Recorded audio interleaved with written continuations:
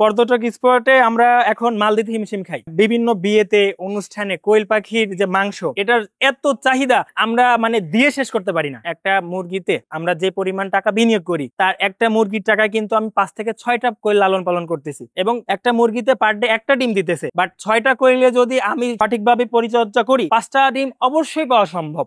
এমনও হয়েছে আমার স্টাফ আমার এখানে চাকরি করে, সে এখন 20,000 পাখির একটা খামার। গোপালগঞ্জের একটা ভাই আমার থেকে পাখি নিয়ে এখন সে 29,000 পিস পাখির মালিক, সব ডিমের পাখি। কোয়েল পাখি পালন করতে তেমন বেশি জায়গা লাগে না। ফ্লোরে পালন করেন, প্রতি স্কোয়ার ফিটে 5 পিস পালন করতে পারবেন। খাঁচায় পালন করতে চান সেক্ষেত্রে আরো বেশি পালন করতে পারবেন। যেমন আমার এই শেডটাতে, এই একটা খাঁচাতে আমি 500 পাখি পালন করতেছি। তো একটা খাঁচাতে যদি আপনি বিনিয়োগ করেন সর্বোচ্চ 20,000 টাকা, তো 20,000 টাকা একটা খাঁচাতে কিন্তু আপনি 500 পিস পাখি পালন করতে পারেন। আমাদের এটাতে 35,000 ডিমের ক্যাপাসিটি। মানে আমাদের হ্যাচিং সিস্টেমটা এমন যে আমরা প্রতি সপ্তাহে 50,000 বাচ্চা বিক্রি করতে পারবো, বা 50,000 বাচ্চা আমরা উৎপাদন করতে পারবো।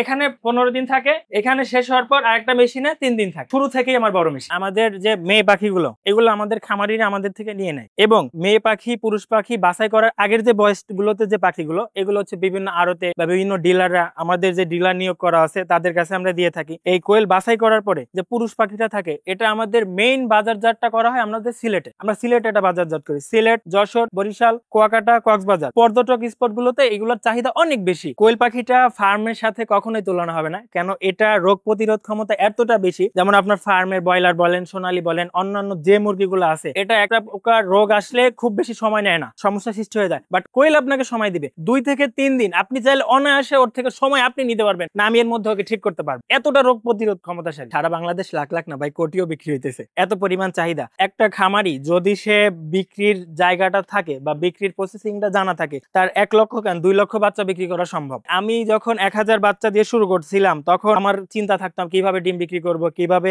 পাখি বিক্রি করব। এখন আমাকে যদি বলা হয় তুমি আমাকে 50,000 বাচ্চা বিক্রি করে দেখাও, আমি তার বেশি পারবো। আমাদের তো ডিলার থাকে, তো ডিলারের কিন্তু অবশ্যই একটা চাহিদা থাকে, এত হাজার পিস বাচ্চা দিবেন। আজকে 7 তারিখ, আগামী মাসের 19 তারিখ পর্যন্ত আমার বুকিং। আমরা সর্বোচ্চ 30 দিন লালন পালন করি, তো 1 মাসের বেশি, মানে আমি এখনো উৎপাদনই করি নাই বাচ্চাটা, এই বাচ্চাটা আমার বুকিং হয়ে আছে। ডিম বিক্রি করি আমরা 0 বাচ্চা থেকে শুরু করে 30 দিন বয়স পর্যন্ত, যে কোনো বয়সের পাখি যত হাজার পিস যত লক্ষ পিস আমরা দিতে পারবো। এবং মেয়ে পাখি পুরুষ পাখি বাছাইকরণ ভাবে বিক্রি করা হয়। কোনো সময় একটা খামারি যখন ডিমের জন্য করবে, তো পুরুষ পাখি তার কোনো প্রয়োজন নাই। অতএব ডিমের খামার করতে হলে আমাকে মেয়ে পাখি রাখতেই হবে। সিলেট বিভাগটাতে এর চাহিদা অনেক, কুমিল্লাতে, ব্রাহ্মণবাড়িয়াতে, এই অঞ্চলটাতে অনেক বেশি চাহিদা। মানে আমাদের মাসে 30 দিনে 15 দিন ওইখানে অর্ডার। 23,000 ডিম আমাদের ফার্ম উৎপাদন হয়, ডিমের সেটটা আলাদা, এবং বিভিন্ন দোকান, মুদি দোকান সবাই নিচ্ছে। আসলে হ্যাচারির জন্য বাচ্চাটা লাভজনক। যেমন আমরা 4টা ভ্যাকসিন কমপ্লিট করে দিই, যে অ্যাডাল্ট পাখিগুলো 30 দিন বয়সেরটা আমরা 0 বাচ্চা থেকে শুরু করে 30 দিন বয়স পর্যন্ত ওর যতগুলো ওষুধ দরকার, যতগুলো ভ্যাকসিন দেওয়া দরকার আমরা দিয়ে দিই। কেন? একজন নতুন খামারি যখন সে খামার করবে, তার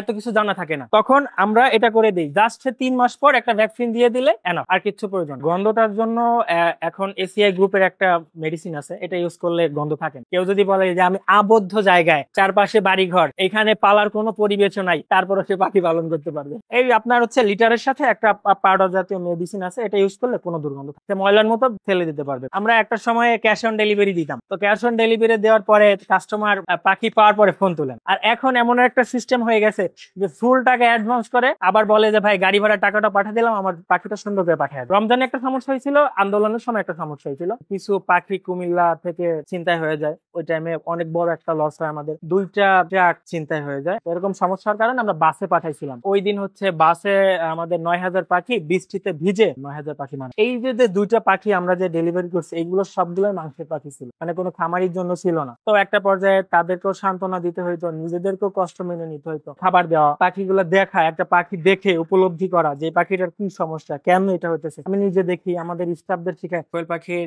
রেডি টু কুক একটা প্রোডাক্ট আছে, একটা বক্সে 6 পিস পাখি থাকে, তো 6 পিস পাখিতে 580 গ্রাম। এখানে এই বক্সটার ওজন ছাড়াই শুধু মাংসের ওজনটা আছে 580, মানে প্রায় 100 গ্রাম পার বার্ড। এত অল্প দামে দিচ্ছি, আমাদের মধ্যে ওজনে কেউ দিতে পারবে না।